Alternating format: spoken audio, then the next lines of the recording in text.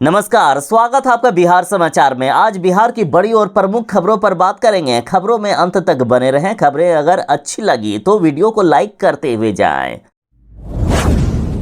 नवंबर में होने वाला है बिहार विधानसभा चुनाव। इस बार के चुनाव में सबसे ज्यादा फायदा महिलाओं को होगा। एक तरफ जहां तेजस्वी यादव ने घोषणा कर दी है कि यदि हमारी सरकार बनेगी तो महिलाओं को हर महीने 2500 रुपए करके दिया जाएगा। और अब एनडीए की तरफ से भी बड़ी घोषणा हो गई है। एनडीए ने घोषणा कर दी है कि हमारी सरकार बनेगी तो महिलाओं को हम सीधे 3000 रुपया देने का काम करेंगे। साथ ही देखिए, एनडीए की तरफ से जीतनराम मांझी ने कहा है कि एनडीए की सरकार यानी बीजेपी की सरकार बनने पर बिहार में 200 यूनिट बिजली फ्री दिया जाएगा। जीविका दीदी, ममता, आशा, रसोईया की सरकारी नौकरी हो जाएगी। साथ ही बिहार में सभी तरह के पेंशन को कम से कम 2000 रुपया प्रत्येक महीना कर दिया जाएगा। तो वहीं एनडीए की सरकार बिहार में घरेलू उपयोग के लिए 200 यूनिट बिजली फ्री देगी और 5 एकड़ तक किसानों को सिंचाई हेतु फ्री में बिजली दिया जाएगा। चाहे जीविका दीदी हो, ममता दीदी हो, आशा दीदी, रसोईया सहित ऐसे सभी तरह के लोगों की नौकरी को पूर्णतः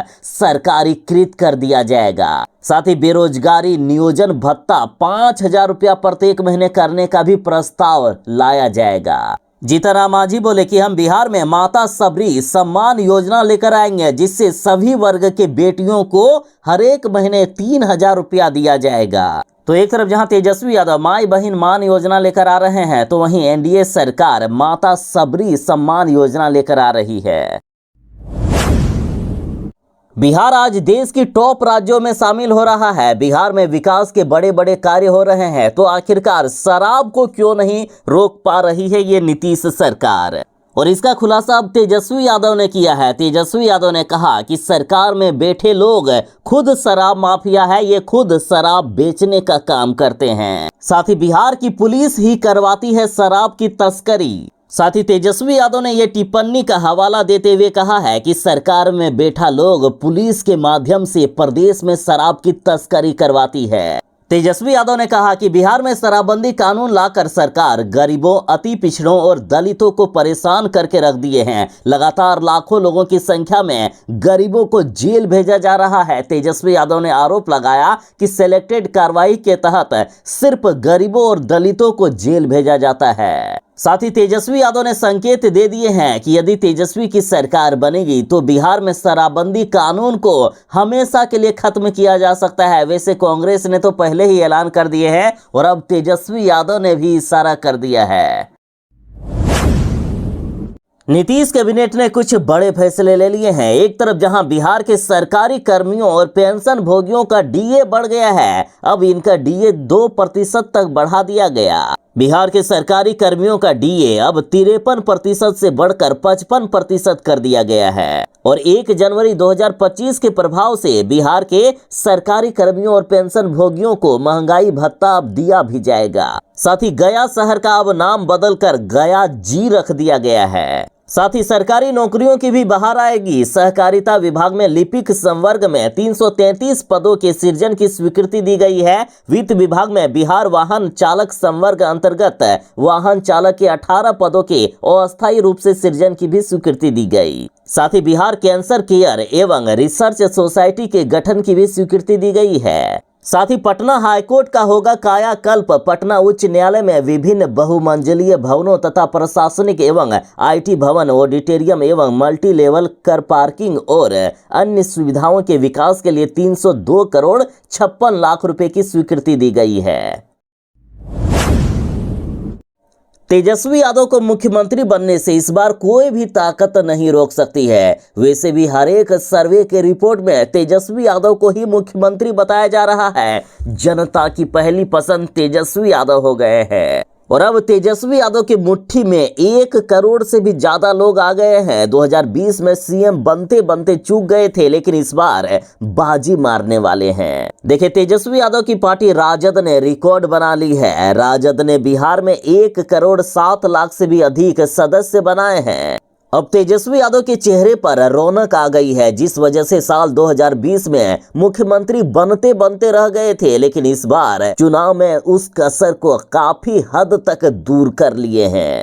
ये 1 करोड़ से भी अधिक सदस्य और मजबूत संरचनात्मक ढांचा आरजेडी को बूथ स्तर पर प्रभावी प्रचार करने में मदद करेगा। वैसे भी पिछले चुनाव में राजद सबसे बड़ी पार्टी बनकर उभरी थी और इस बार तो सारे रिकॉर्ड तोड़ने वाले हैं तेजस्वी यादव। बाकी आप दर्शक बिहार के मुख्यमंत्री के तौर पर किनको देखना चाहते हैं, कमेंट में जरूर बताइएगा। अब तक की बड़ी खबर आ चुकी है कि राज्य में जीविका समूहों का अब अपना सहकारी बैंक होगा। देखिए, मुख्यमंत्री नीतीश कुमार जी की अध्यक्षता में राज्य मंत्रिमंडल की बैठक में यह बड़ा फैसला लिया गया। साथ ही सरकार ने बताया है कि जीविका दीदियों को उद्योग अथवा व्यवसाय शुरू करने के लिए अब आसानी से कम ब्याज पर तत्काल पूंजी उपलब्ध हो सकेगी। इसके लिए बिहार सरकार ने बिहार राज्य जीविका निधि साख सहकारी संघ लिमिटेड यानी जीविका निधि के गठन का निर्णय लिया है। इसके माध्यम से राज्य की 1 करोड़ 35 लाख जीविका दीदियों तथा उनके समूहों को पूंजी उपलब्ध होगा। इससे बैंकों तथा अन्य वित्तीय संस्थानों पर उनकी निर्भरता खत्म हो जाएगी। और सुनिए, इस जीविका निधि में राज्य सरकार तत्काल 1000 करोड़ रुपए देगी, जिसमें से 500 करोड़ रुपए अनुदान के रूप में होगा, मतलब ये माफ हो जाएगा। वहीं भारत सरकार के NRLM के तहत 100 करोड़ रुपए दिया जाएगा। साथ ही जीविका समूहों का शेयर भी इसमें जमा होगा। ग्रामीण विकास विभाग के पदाधिकारी बताते हैं कि बैंकों से जीविका दीदियों को लोन मिलने में कई बार दिक्कत होती थी, लेकिन अब उनका अपना बैंक होने वाला है। बिहार के महिलाओं के लिए है बड़ी खुशखबरी। बिहार कृषि विभाग में बम्पर भर्ती निकल चुकी है। कृषि सखी की बहाली हो रही है। वैसी महिलाएं जो 10वीं पास हैं, इसके लिए आवेदन कर सकती है। कृषि सखी की बहाली के लिए इसी महीने आने वाला है नोटिफिकेशन। टोटल 800 पदों पर बहाली होगी। आवेदन शुल्क की बात करें तो 1 रुपया भी आवेदन शुल्क नहीं लगने वाला है। तो वहीं एज लिमिट की बात करें तो मिनिमम एज 18 साल और अधिकतम एज 50 साल तक मांगी गई है। अब रही बात कि आखिर पैसा कितना मिलेगा, तो देखिए, कृषि सखी को प्रतिदिन 300 रुपए का मानदेय और 200 रुपए प्रति माह यात्रा भत्ता मिलेगा। यानी 300 के हिसाब से महीने की बात करें तो 9000 रुपया इन्हें महीना मिलेगा। ज्यादा जानकारी के लिए कृषि विभाग की ऑफिशियल वेबसाइट state.bihar.gov.in/कृषि पर जाएं। बिहार जिला समाहरणालय में अलग अलग पदों पर भर्ती प्रक्रिया शुरू हो चुकी है। इसके लिए आवेदन लिया जा रहा है। जो एक अच्छी सरकारी नौकरी चाहते हैं, जल्द से जल्द आवेदन करें। देखिए, फिलहाल बिहार के भागलपुर जिले से ये खबर सामने आ रही है। आवेदन प्रक्रिया 17 मई 2025 से शुरू है। 31 मई 2025 तक आवेदन करने का लास्ट डेट रखा गया है। अब रही बात की भागलपुर जिले समाहरणालय में आखिर किन किन पदों पर होगी भर्ती, तो देखिए, प्रशिक्षण सह पुनर्वास पदाधिकारी महिला हेतु जो आरक्षित है, इसके लिए 2 पदों पर बहाली होगी। तो वहीं परामर्शी सह कार्यालय सहायिका महिला हेतु आरक्षित, इसके लिए भी 1 पद पर बहाली होगी। चिकित्सक के 1 पद पर, लिपिक टाइपिस्ट एवं अकाउंटिंग के 1 पद पर, चौकीदार के 3 पद पर, रसोईया के 1 पद, आदेशपाल व अनुदेशक के 1 पद पर, तो वहीं सफाई कर्मी के 2 पदों पर होगी बम्पर बहाली।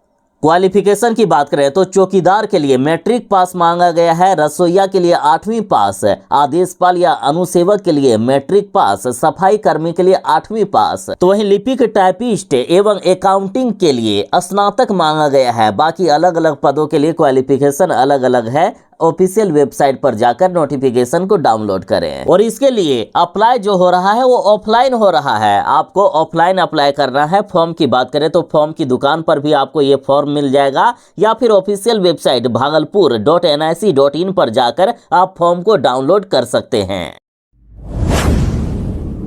बिहार के बेटियों को सरकार कई तरह की सुविधाएं देती है। एक सुविधा ये भी है कि बिहार की बेटियों को शादी करने पर 10,000 रुपया सरकार की तरफ से दिया जा रहा है। दरअसल मुख्यमंत्री नीतीश कुमार जी कन्या विवाह योजना 2025 के तहत शादी करने पर बिहार की बेटियों को मदद के तौर पर 10,000 रुपया की सहायता राशि देगी। इसका लाभ लेने के लिए आपको अप्लाई करना होगा। ऑफलाइन अप्लाई हो रहा है। इसके लिए कुछ नियम और शर्तें भी है, जैसे कन्या बिहार राज्य की अस्थायी निवासी होनी चाहिए। साथ ही कन्या का जन्म 22 नवंबर 2007 के पश्चात हुआ हो। कन्या की उम्र कम से कम 18 वर्ष और वर की उम्र कम से कम 21 वर्ष होनी चाहिए। अब रही बात कि आवेदन करने के लिए आखिर क्या करना होगा, तो इसके लिए आवेदन करने के लिए आपको संबंधित प्रखंड के आरटीपीएस काउंटर पर जाना होगा। वहां जाने के बाद आपको आवेदन फॉर्म प्राप्त होगा। उसके बाद इसे अच्छी प्रकार से भरने के बाद और जरूरी दस्तावेज लगाने के बाद आरटीपीएस काउंटर पर जमा करना होगा। सारी वेरिफिकेशन प्रक्रिया पूरी करने के बाद डीबीटी के माध्यम से सीधे बैंक खाते में पैसे भेज दिए जाएंगे 10,000 रुपया का। सरकार की बेरुखी के कारण मल्लाह समाज के सामने सिमट गया है रोजगार और कारोबार के संकट। इनके परिवार अब भूखमरी के कगार पर आ गए हैं। मल्लाह समाज की सारी रोजगार की संभावनाएं भी कम होती जा रही है। मल्लाह समाज को ना तो आरक्षण मिलता है और ना ही इनके सामने कोई रोजगार की व्यवस्था है। इनका दर्द-ए दास्तां सुनिए, पहले के मुकाबले 1/4 कम हो गया है काम। इनकी कुछ शिकायतें और सुझाव भी है, जरा शिकायतें सुनिए। मल्लाह समाज के लोगों को आरक्षण नहीं मिलने से परेशानी हो रही है। नदी से मछली पकड़ने वाले मछुआरों को सुरक्षा का संकट है। सड़क किनारे मछली बेचने वालों को अतिक्रमण के नाम पर हटा दिया जाता है। सरकारी तालाब के टेंडर में दूसरे समाज को शामिल करने से असुविधा होती है। गोताखोरों की बहाली में मल्लाह समाज को नहीं मिलती है प्राथमिकता। अब इनके सुझाव सुनिए। मल्लाह समाज को SC/ST के तहत आरक्षण की सुविधा मिलनी चाहिए। नदी से मछली पकड़ने वाले मछुआरों को सुरक्षा पर सरकार ध्यान देना चाहिए। सड़क किनारे मछली बेचने वालों के लिए मछली बाजार बनाना चाहिए। सरकारी तालाब के टेंडर में केवल मल्लाह समाज को शामिल किया जाना चाहिए। साथ ही गोताखोरों की बहाली में सिर्फ मल्लाह समाज के लोगों को प्राथमिकता दी जाए। आज दिल्ली से लेकर बिहार झारखंड तक हर जगह भारी बारिश का खतरनाक अलर्ट जारी कर दिया गया है। बिहार की बात करें तो बिहार के सभी जिलों में आज भारी बारिश होने वाली है। मौसम विभाग ने बिहार के सभी जिलों में ऑरेंज अलर्ट जारी कर दिया है। मतलब सिर्फ बारिश ही नहीं होगी बल्कि आंधी तूफान और वज्रपात के साथ तेज बारिश होने वाली है। जरा ग्राफ में भी देखिए, बिहार का कोई भी ऐसा जिला नहीं है जहां आंधी तूफान और बारिश नहीं होने वाली है। सबसे ज्यादा खतरा इन जिलों में है। यहाँ येलो अलर्ट जारी किया गया है। ये जिले हैं पटना, वैशाली, समस्तीपुर, बेगूसराय, नालंदा, शेखपुरा, जहानाबाद, गया, नवादा, जमुई, मुंगेर और बांका के साथ बिहार के औरंगाबाद, रोहतास और अरवल। यहाँ हवा की रफ्तार 50 से 60 किलोमीटर प्रति घंटे की हो सकती है। साथ ही अति भारी बारिश की चेतावनी दी गई है। साथ ही बिहार के इन जिलों में ऑरेंज अलर्ट जारी किया गया। यहाँ हवा की रफ्तार 30 से 40 किलोमीटर प्रति घंटे की हो सकती है। और ये जिले हैं पश्चिमी चंपारण, पूर्वी चंपारण, गोपालगंज, सिवान, सारण, बक्सर, भोजपुर, कैमूर, मुजफ्फरपुर, सीतामढ़ी, शिवहर, मधुबनी, दरभंगा, सुपौल, अररिया, किशनगंज, पूर्णिया, कटिहार, मधेपुरा, सहरसा, खगड़िया, भागलपुर और मधुबनी। तो जरा आज और कल बच के रहिएगा, भारी बारिश के साथ तेज वज्रपात होने वाली है। राजद ने पटना की सड़कों पर पोस्टर लगाए हैं जिसमें से नीतीश कुमार और मोदी की तस्वीर है। साथ ही लिखा गया है कि नौकरी रोजगार खा गए पलटू और गप्पू दोनों धोखेबाज रजऊ। देखिए, कुछ इस तरह के पोस्टर लगाए गए हैं जिसमें से लिखा गया कि छने छने बदले तोहरे मिजाज रजऊ, धोखेबाज रजऊ, नौकरी व रोजगार के नाम पर बिहार को धोखा। पोस्टर में जहां नीतीश कुमार जी को पलटू बताया गया है तो वहीं प्रधानमंत्री नरेंद्र मोदी जी को धोखेबाज रजऊ बताया गया है। बाकी तेजस्वी यादव का कहना है कि हमने सिर्फ 17 महीने की सरकार में 5 लाख से भी ज्यादा सरकारी नौकरियां दे दी। इस बार हमें मौका दीजिए, बिहार के हर एक गरीबों को रोजगार मिलेगा, हर एक पढ़े लिखों को रोजगार और नौकरियां मिलेगी। बाकी आप जनता को किन पर भरोसा है? कौन बिहार की गरीबी दूर कर सकता है? कौन बिहार में नौकरी और रोजगार दे सकता है? कमेंट में बताएं। माननीय प्रधानमंत्री नरेंद्र मोदी जी के बिहार दौरे का अब शेड्यूल बदल गया है। पहले 30 मई को बिहार आने वाले थे मोदी जी, लेकिन अब एक दिन पहले यानी 29 मई को ही मोदी जी बिहार आ जाएंगे। ऑपरेशन सिंदूर के बाद पीएम मोदी जी का ये पहला बिहार दौरा होने वाला है। खबर आ रही है कि 29 मई की शाम को ही पीएम मोदी जी पटना एयरपोर्ट के नए टर्मिनल का भी उद्घाटन कर सकते हैं। इसके साथ ही 29 मई को ही PM Modi Patna Sasaram 4 lane Bihta airport, Varanasi Ranchi 6 lane expressway और नवीनगर थर्मल पावर प्लांट की भी आधारशिला रखेंगे।